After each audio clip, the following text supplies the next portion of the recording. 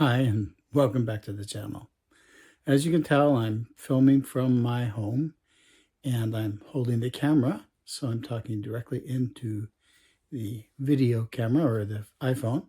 So I apologize if it's not quite as professional as it sometimes is, the videos, but I think it's important to be able to do things also on the fly like I did last time. As you know, I've been doing a lecture series now on self-hypnosis.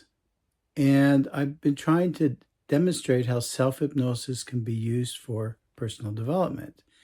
And one of the things I worked on last week was having a eating window of about 5 hours and doing intermittent fasting. And so you're probably wondering, well, how did that week go?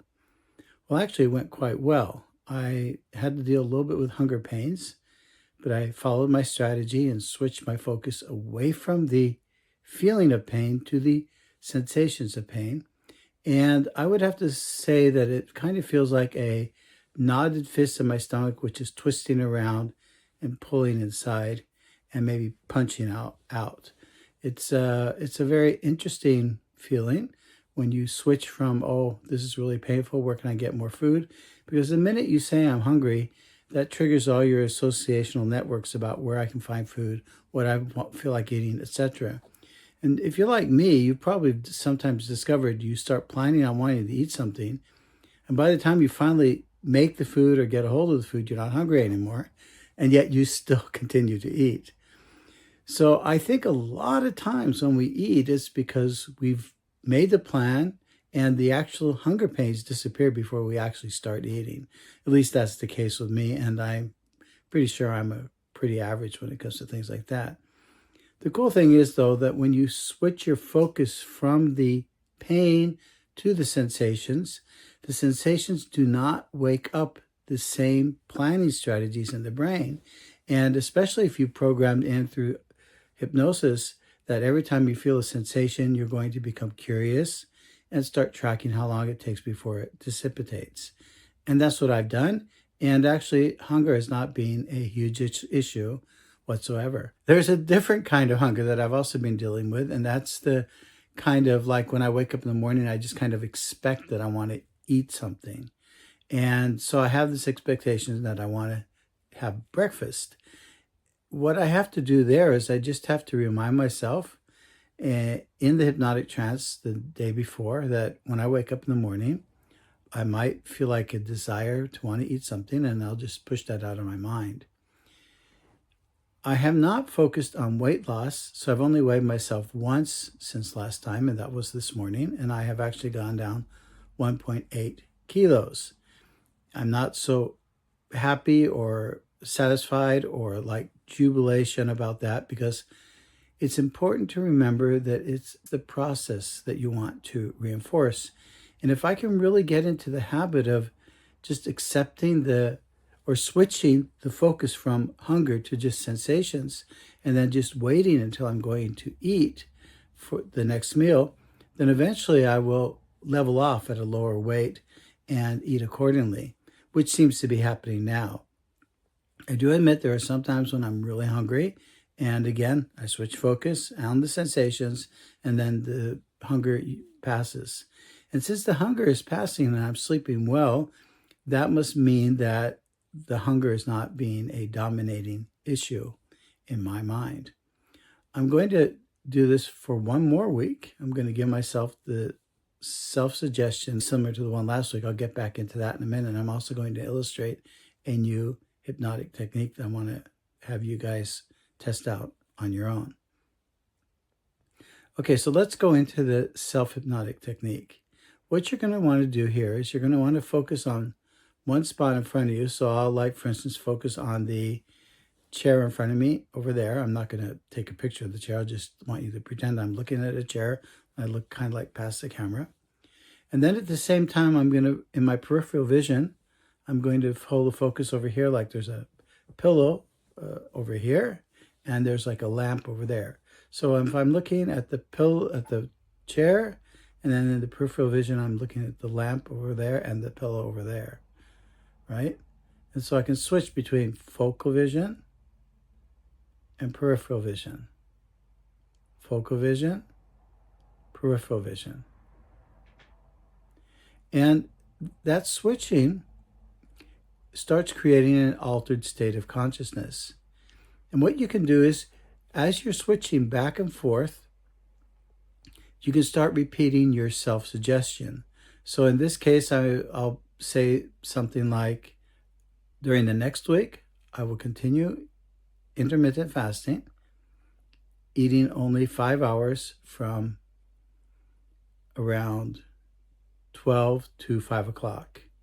Okay, so I'll start eating at around 12 o'clock noon and eat around 5. I'm being a little bit flexible about that. Sometimes I'll start around 9 and eat until 2, and sometimes I'll start at around 2 or 3 and eat until 7 or 8. It doesn't seem to make much of a difference in terms of my experience of hunger and the fact that I seem to be going down to that weight that I want to get to. That's okay. You have to experiment and find out what works for you. Like I said in the last video, nothing works for everyone. Okay, so here I'm going to demonstrate. I'm going to speak out loud what you would normally be saying in your mind. So now I'm looking at the focal right in front of me, focusing. I'm going to say to myself, during the next week, I will continue intermittent fasting for 19 hours every day. And if I feel hunger, I will switch from labeling it as hunger to the sensations in my body. Now I'll switch to peripheral vision. During the next week, I will continue to intermittent fasting, 19 hours a day.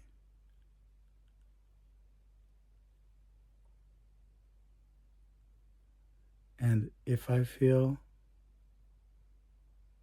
pangs that I normally would have labeled as hunger, I will switch my focus to sensations and become curious about how long the sensations will last until they subside.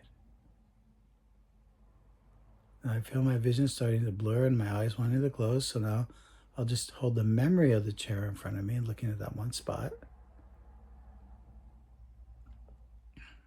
In the coming week, I will continue my intermittent fasting regime, eating only 5 hours every day, fasting 19 hours. And whenever I feel the sensation that would have been labeled as hunger, I will now focus only on the sensation and become curious about how long it will take before the sensation subsides.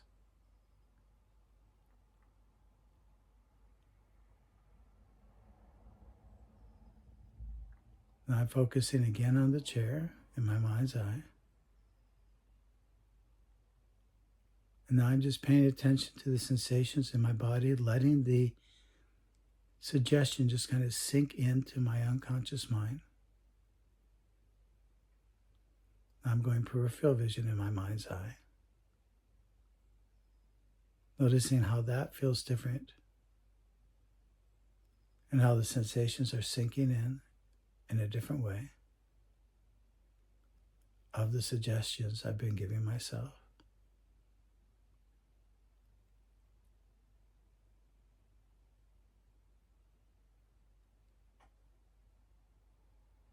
And as I'm focusing on the peripheral vision, I have this desire to repeat my self-suggestion. In the coming week, I will continue to focus on the sensations that arise in my body within the time period that I am intermittent fasting. I will befriend those sensations. I will welcome them. And I will trust that my body finds the ideal weight for me as time passes.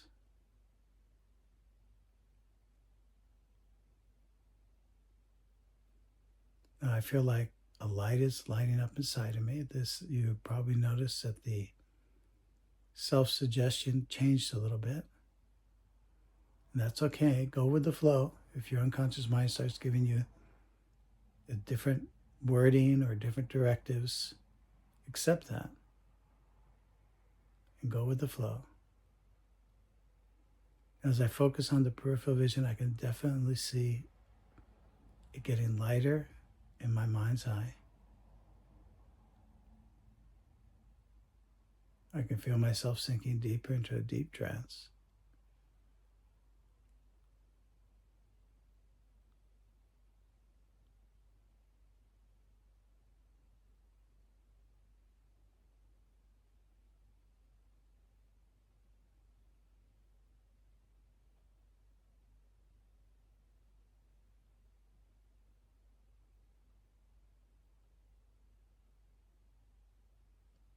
Now, as I'm going deeper, I'm starting to hallucinate the upper torso from the shoulders up of different types of faces, and they are of different clarity. Sometimes they're just very vague, and sometimes I'll get glimpses of very clear faces of different people, young and old, mostly adults. Majority of them are men.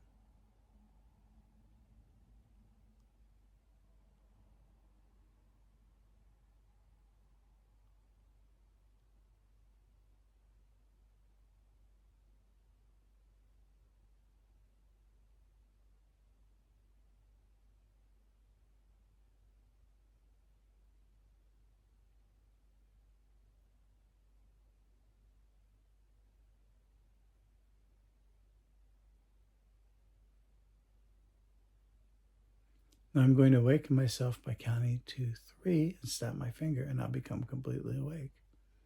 1, 2, 3. Okay, so that was an attempt to demonstrate self-hypnosis, and it was actually quite powerful. I don't think I was in the trance state that long.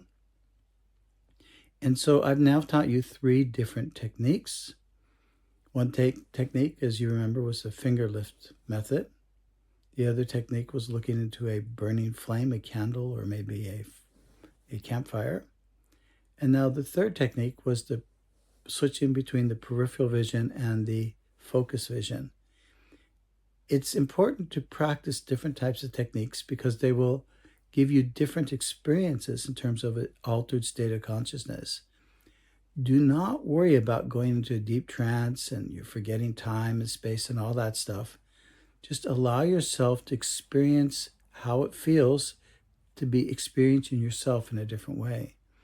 And the fact that you can experience yourself in a different way is a very powerful thing because it's teaching you to experience yourself in a different way in situations where you need to be a little bit different than who you are.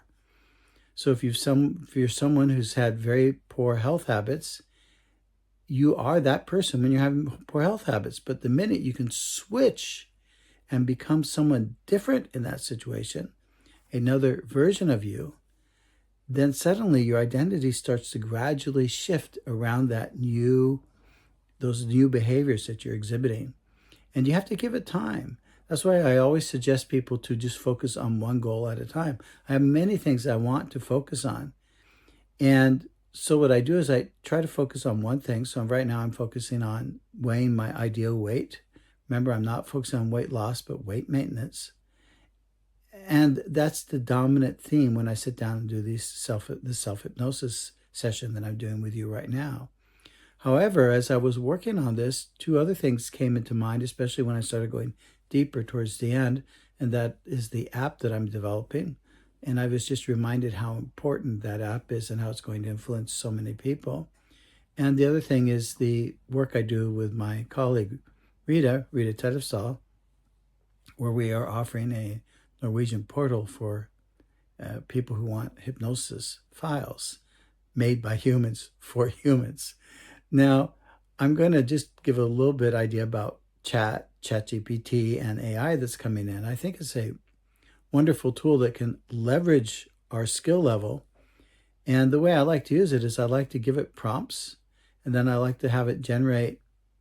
And the interesting thing is that the better the AI knows me, the more it understands. I'm using right now ChatGPT 4.5 for developing some of my work, and it's really starting to get to know me, and it remembers, amazingly enough, past conversations I've had with it several months ago. And it really surprised me because I always thought it was a model that was restrained to here and now.